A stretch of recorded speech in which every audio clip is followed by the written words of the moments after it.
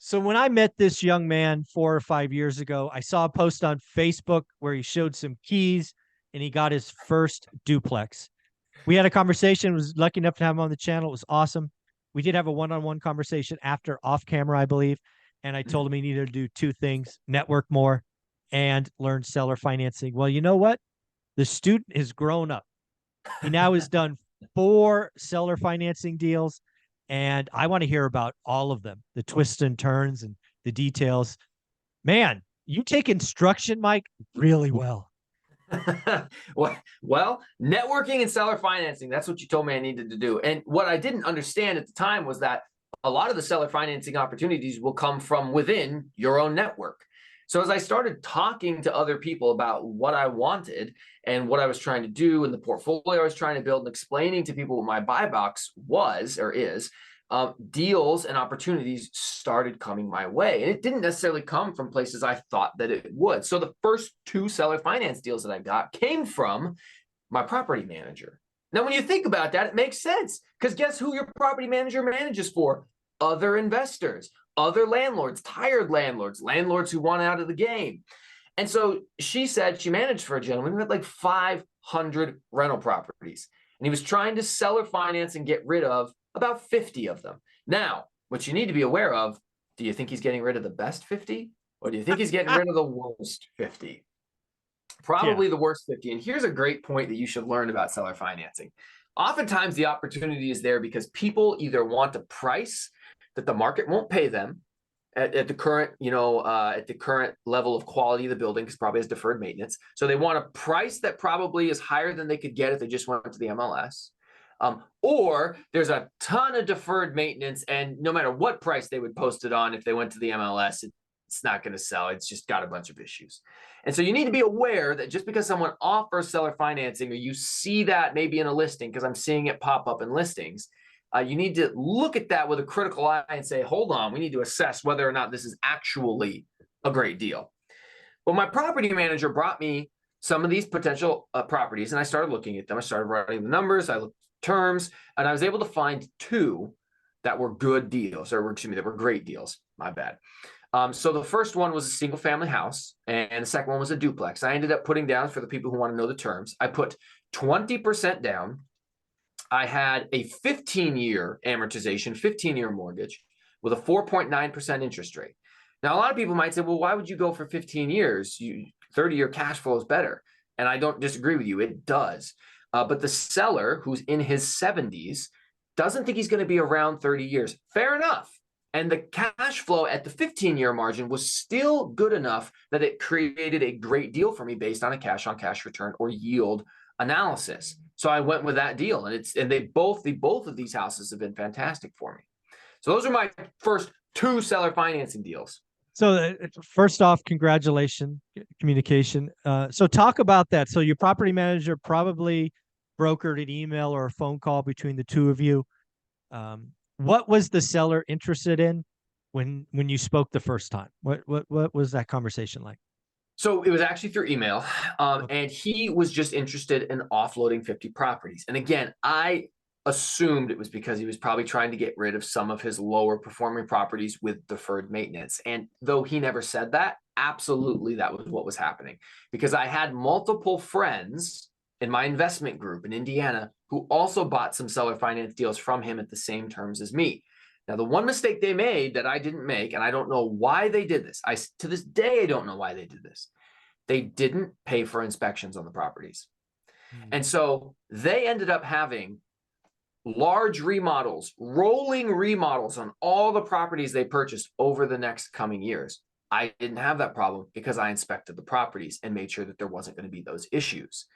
But clearly, his motive was not just, oh, I'm trying to get a whole bunch of cash. He has a fantastic cash flow. I've seen him also outright just sell on the MLS properties of his that aren't in bad condition. I think he was just trying to get rid of his lower performing properties and create a continual drip of money coming in via the seller financing. But he never explicitly told me what it was that made him want to sell. So he obviously had a number in mind. He also had 15-year term, which makes sense. Did he also bring to bear 20%, or did you offer that up first? Those were his terms. I would have offered take it or leave it. Yeah, it was take it or leave it. Yep. And the only thing that I was actually able to negotiate in there was the interest rate. He at one point wanted to do 5.5%. And I said at the time, it was so much further above what interest rates were. I was able to get him to come down to under 5% to 4.9%, which made it cash flow a little bit better. But the 20% down was a mandatory from him. And the 15-year was a mandatory from him, again, just because of the length of his life. Yep. No, again, you got to know where the guardrails are, and if those are two gotta haves, then you go to price or terms or the rate. So congratulations. All right, those are the first two. What happened next? Okay, so the next two, one of them is a creative finance deal. The other one is a seller finance deal. So I'll talk about the third seller finance deal. That's the one that I just picked up just recently on my trip to Indiana. So this one came from a wholesaler. And the wholesaler is somebody who I've networked before. He's friends with the lumberjack. He had the lumberjacks course. He and I have chatted. We've done some videos together. His name's Dung Tai. He's an awesome dude from New York, has like 80 rental properties. And he told me, he's like, Mike, I'm going to find you something in Indiana. So he decides to go out of his market and start looking for deals in Indiana just because he wanted to help me find one. So thank you, Dung Tai. Anyways, he finds an individual who's looking to sell his property for $20,000. Now that alone, most people would say, well, just pay the $20,000. But Dung Tai said, nah, I want to see if we can get seller finance terms out of this. So he got the gentleman to agree to seller financing, just paying over time. But it was my job to go in there and close the deal and actually lay out the hard terms. So we agreed to a $20,000 purchase price with $3,000 as the down payment. And then monthly payments of $400 a month, 0% interest. So I will pay him $400 a month until the remaining $17,000 is paid off. And that is about 43 or 44 months. I forget right now off the top of my head. So I have around 4 years worth of $400 a month payments, $20,000 purchase price. Now, here's the interesting thing. When I talked about in videos with you before, it's important to articulate why seller financing is good. This seller is not real estate investing educated, just a regular guy who inherited a house from his parents, and he's lived in it for a while. He's looking to move to go live with his kids.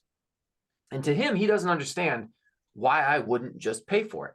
And he asked me, well, don't you have the money to just pay for it? And I said, I'm not going to lie to him. Of course I have $20,000. So I had to sit there and I had to educate him. And I was talking to the guy's name's Arthur. And I'm like, Arthur, I want you to think about it this way.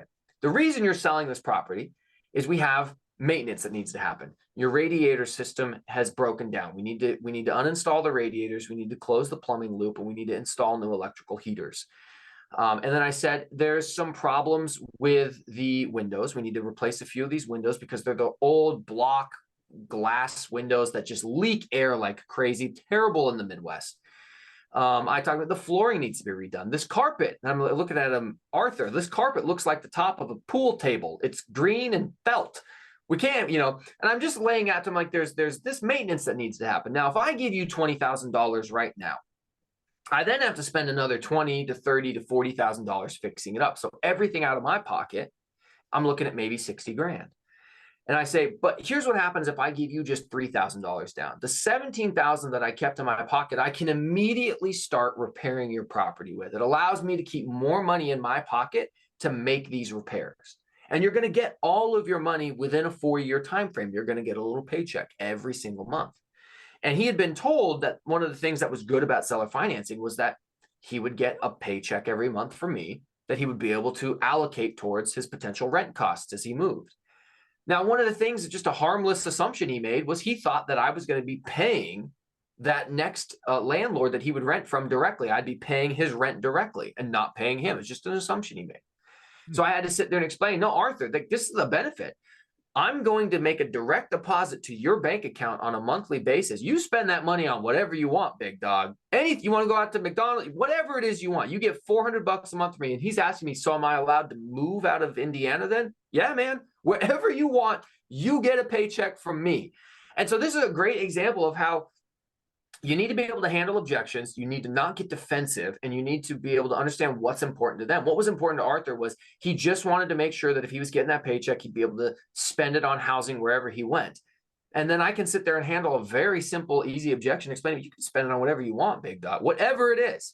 And I wish I had thought to pace Morby this guy and turn my phone on and record the whole interaction. But I got the last minute and a half where he's like, let's do it. And we shook hands. I got to put that on my YouTube channel still. But handling objections is something that's important. That's awesome.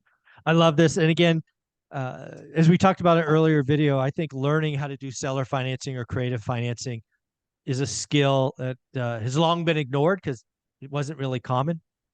I think it'll be a lot more common over the next 2 to 5 years. So I look forward to seeing where you take this thing. Mike, where can people find you and go see all these great videos you're putting out?